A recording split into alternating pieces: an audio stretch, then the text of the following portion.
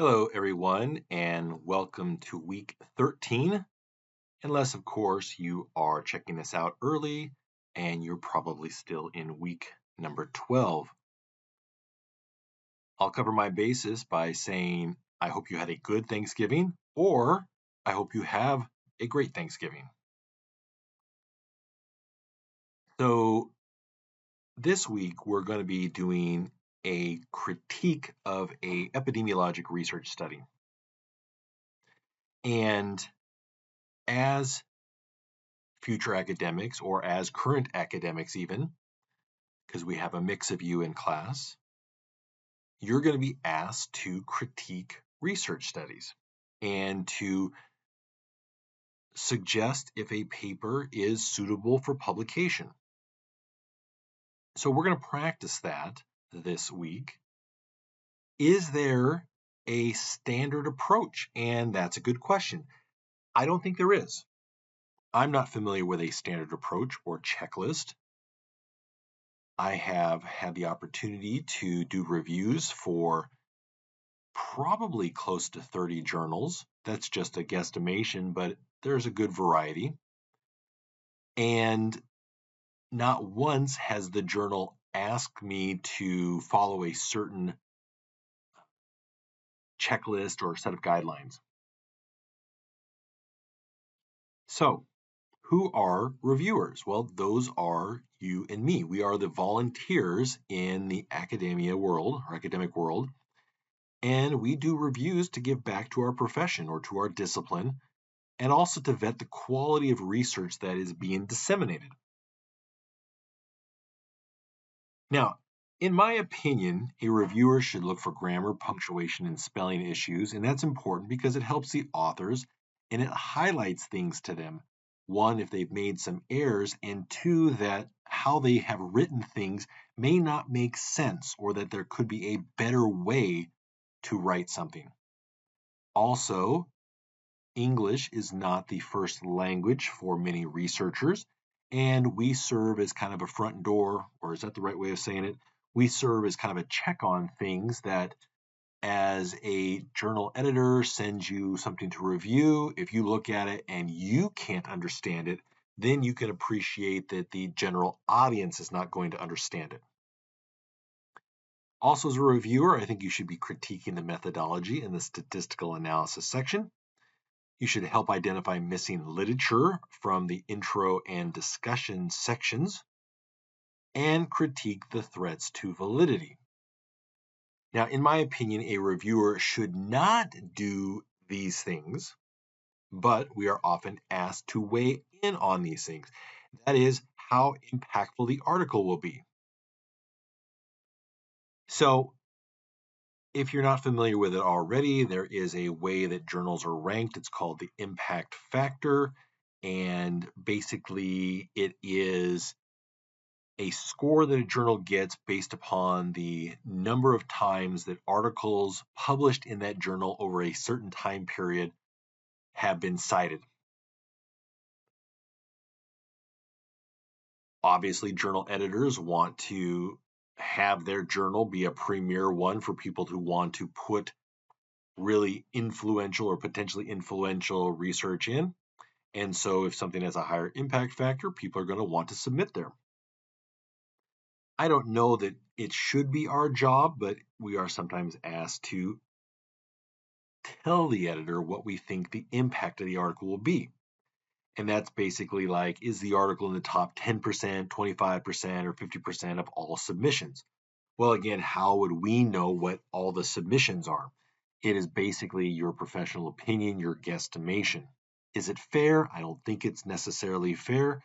I think it'd be better if an article was reviewed and if it had, good methodology to it, if it had interesting findings, if there wasn't threats to validity, then it should be considered for publication. But journals get tons of good papers, and they've got to somehow figure out a way to weed things out.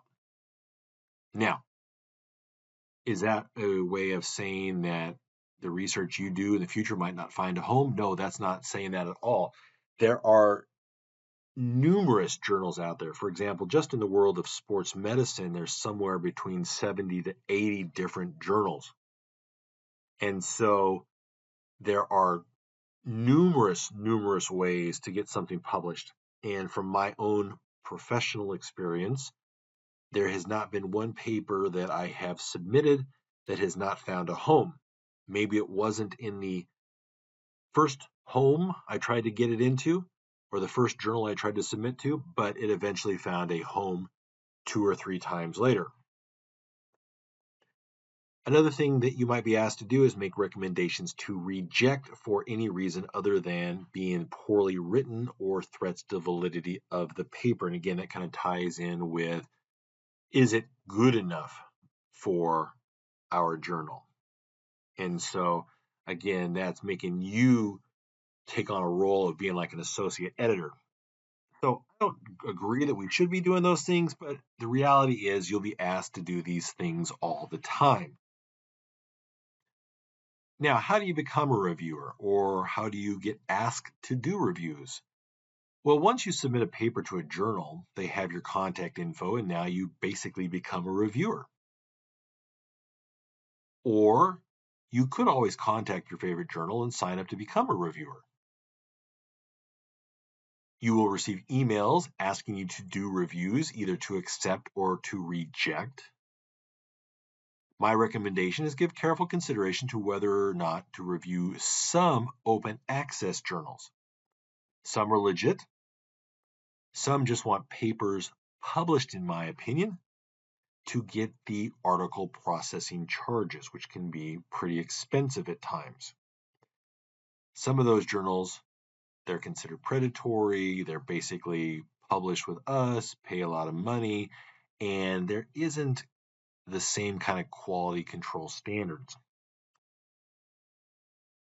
So this next section here, these next series of slides present questions to guide the review of a research article. I said before, there really isn't a standard or accepted or universal way to go about things. But what I want you to do is to read through these different questions that can guide your evaluation of a paper. So, for example, in the section where they present the problem statement and the purpose, well, what was the problem and the purpose of the research study? Does the problem or purpose statement express a relationship between 2 or more variables? Are they testable? Does the problem statement and or purpose specify the nature of the population being studied? What significance of the problem, if any, has the investigator identified? So for these next few slides, what I'm going to do is give some kind of dead air. And so I'll say, pause the recording now. And that's your cue to pause the recording. Basically, what I'm going to do is give about 5 or 6 seconds of dead air. So when you pause the recording and you start it back up, it'll be quiet for a moment, but then it will move forward. During the time that you pause the recording, read through the questions, just start to get a feel or flavor for things. And then we'll kind of move on from there. So go ahead and pause the recording now.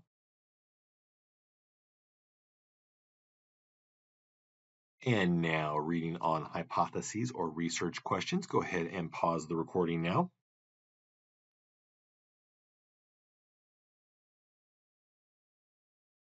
Hopefully you read that previous section. Go ahead and pause the recording now.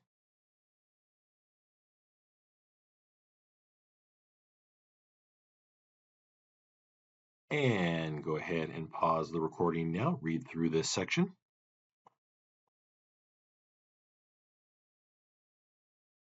And pause the recording now. And again, you see here it talks about nursing practice, so that's kind of gives you an idea about where this came from.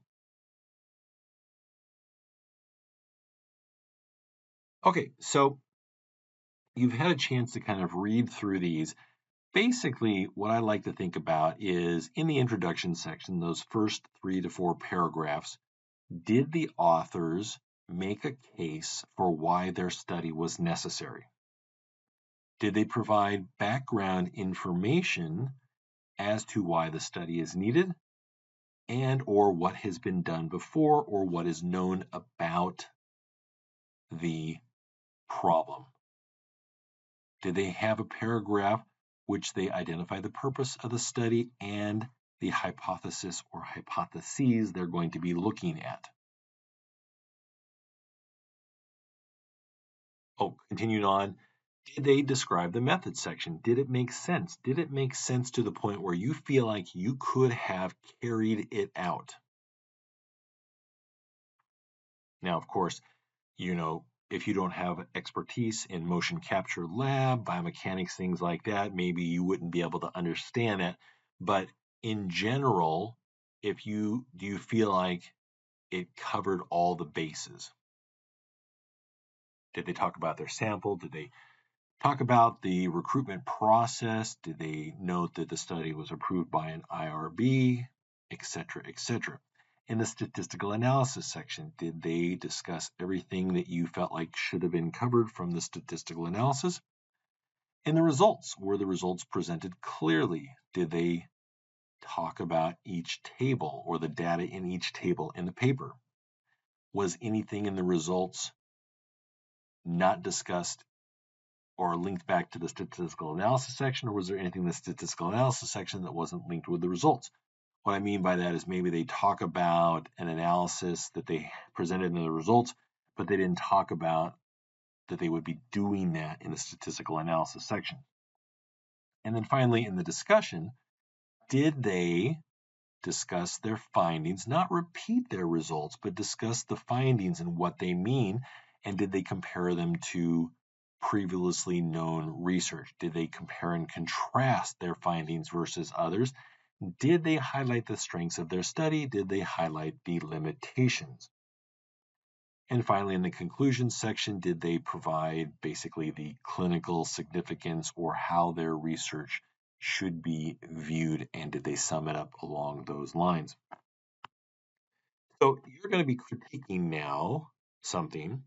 You're going to turn in a Word document answering these 7 questions. You're going to find this critique assignment on or in Canvas. Identify a minimum of 5 grammar, punctuation, or spelling errors. So what you'll do is say like line 39, change there to there. Number 2, in the introduction section, did the authors present the description of the problem? Was there use of the literature to form a sound and logical rationale? Is there anything missing from the introduction that you would like to have seen in there? Discuss in a few sentences to a paragraph the appropriateness of the research design. If you feel that it is not appropriate, then suggest an alternate design. Review the methodology. Are there any aspects that the authors either failed to include or did not develop enough to allow the reader the ability to reproduce a study? Are the results presented in a logical and chronological order? Did they include call-outs for tables and figures? Are the tables easy to follow? If not, how would you suggest that they be formatted? And then discuss in a few sentences to a paragraph the discussion section. Did the authors review the major findings? Did they compare their study with prior studies? Did they discuss the limitations of their study? So, see the instructions document. There are 3 different papers to choose from. Just select one for your review. And again, my apologies, I do not have papers that reflect the diversity of the professions within this class. So if you are looking at something that feels like it's outside of your area, well, 1, that's a good challenge. 2, sometimes that'll come about where you'll be asked to do something and you might serve a very valuable role as a pair of eyes that maybe don't know the material, but you're able to provide kind of a good critique because, again, if you're not understanding it, the general audience probably doesn't understand it.